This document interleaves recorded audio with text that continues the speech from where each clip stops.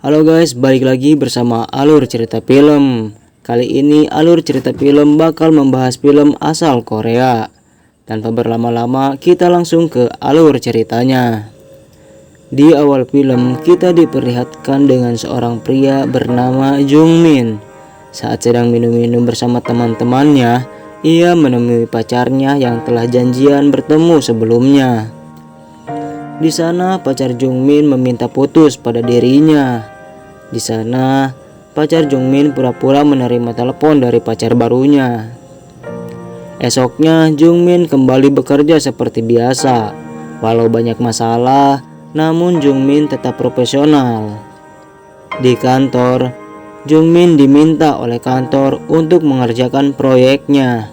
Jung Min pun menyanggupinya, dan ia memanfaatkan tugas pekerjaan itu sembari melepas penatnya.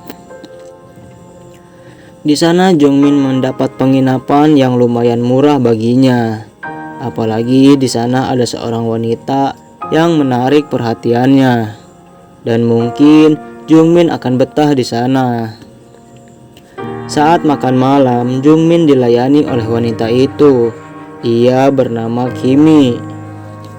Setelah itu, Jung Min yang gabut menelpon pacarnya, memastikan hubungannya yang renggang itu.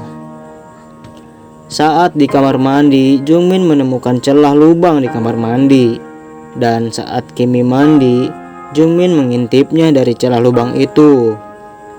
Dan dari situ, Jung Min selalu mengamati Kimi, bahkan saat Kimi nonggeng.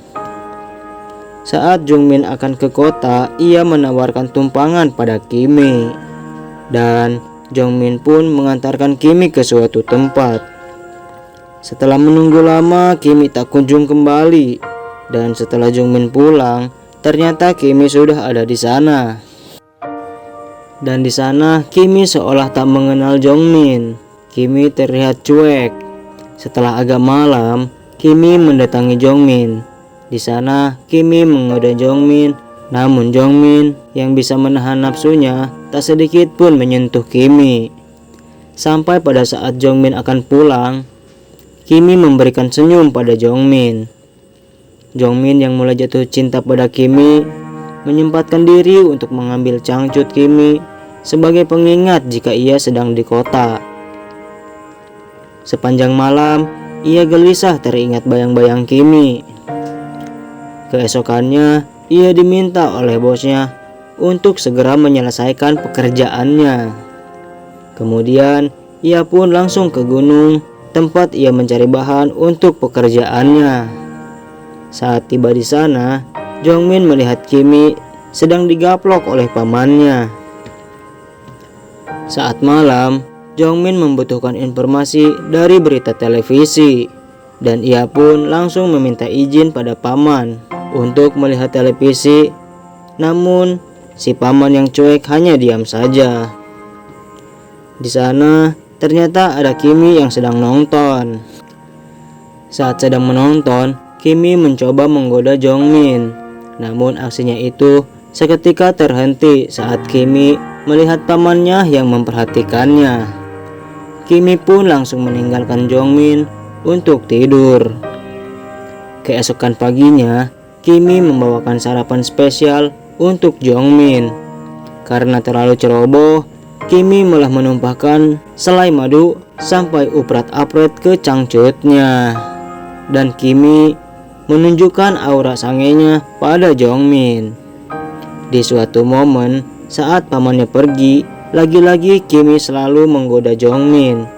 Di sana, Kimi menawarkan kepada Jung Min untuk memekprek dirinya di tempat rahasianya. Dan ternyata Kimi tahu bahwa Jung Min mencuri cangcutnya saat pulang itu. Dan dalam keadaan mabuk, Jung Min pun pasrah saat Kimi menyodorkan gunung kembarnya untuk ia sedot. Lagi-lagi saat pagi hari, Kimi seakan cuek pada Jung Min, dan Jung Min memastikan semua itu bukan mimpi.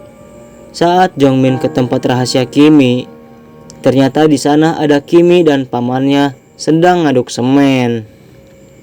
Jung Min pun langsung pulang. Saat tak percaya orang yang dicintainya itu diaduk oleh pamannya, tiba-tiba Jongmin dihampiri oleh Kimi yang baru saja selesai dengan pamannya. Dan tanpa basa-basi, Kimi langsung mengodok pedang Jongmin dan langsung melaksanakan tugasnya.